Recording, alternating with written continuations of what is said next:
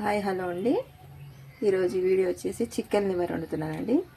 Chicken liver ముందే కడిగి పెట్టేసుకున్నాను. దానికి కావాల్సిన అన్ని కూడా రెడీగా పెట్టుకున్నాను. టమాటా, ఉల్లిపాయ ముక్కలు, ఇది చిన్న మెంతం అండి. ప్రాసెస్లోకి వెళ్ళిపోదాం మనం. ఇప్పుడు కడాయి పెట్టుకున్నానండి, ఆయిల్ పోసుకున్నాను. ఆయిల్ హీట్ ఎక్కింది, దాంట్లోకి కలెంజ్ చేసుకుంటున్నానండి. ఆనియన్స్ అంటారు వీటిని.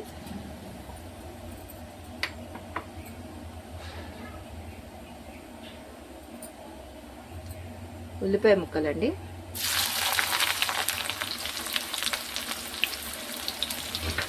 ఒకసారి కలిపేసుకున్నాం. ఎర్రగా వేయించుకున్నాం. ఇది ఆయిల్ బ్రౌన్ ఆనియన్స్ చేసుకున్న ఆయిలేనండి. అదే ఆయిల్ దీనికి యూజ్ చేస్తున్నాను.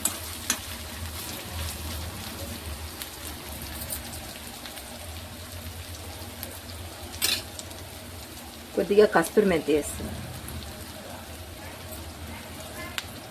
కొద్దిగా కొంచెం ఇట్లా నలిపేసి వేసుకుంటే బాగుంటుంది, ఫ్లేవర్ బాగుంటుంది.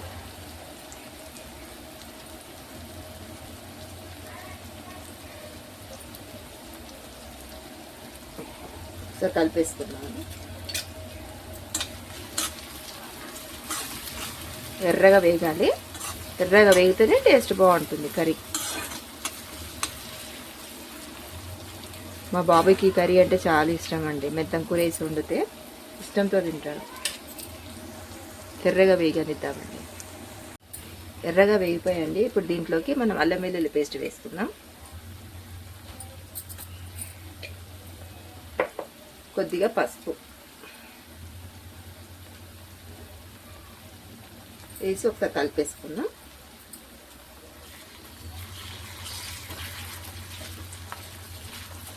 ఇప్పుడు దీంట్లో కొంచెం పచ్చివాసన వేసి మగ్గిద్దాం. ఇప్పుడు ఇందులోనే మనం మెంతం కూర కూడా యాడ్ చేసుకుందాం.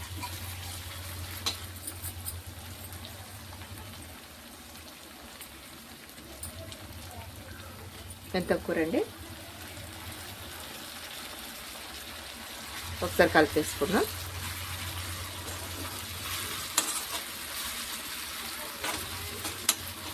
దీంతో పాటు మనం చికెన్ లివర్ కూడా వేసేసుకుందాం.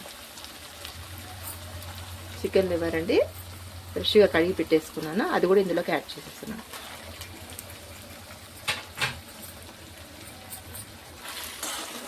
ఒకసారి కలిపేసుకున్నా.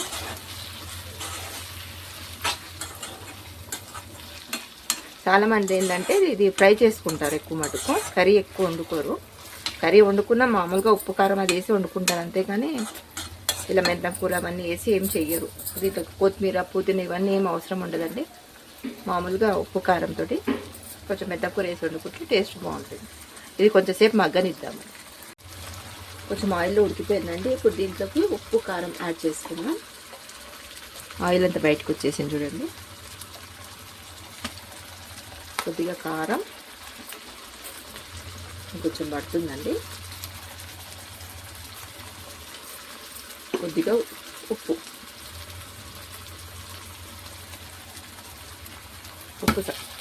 సరిపోతుంది.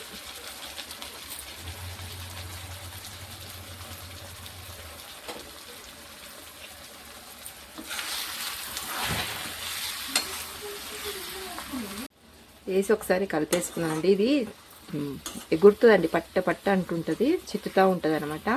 ఇప్పుడు నేను ఉప్పు వేస్తుంటే ఎగ్దమ్ ఎగిరిపోయింది, పైకి ఎగిరి వచ్చింది. ఇప్పుడు దీంట్లోకి మనం వెంటనే టమాటా వేసేసుకొని మూత పెట్టేసుకున్నాం. టమాటా యాడ్ చేసుకున్నామండి.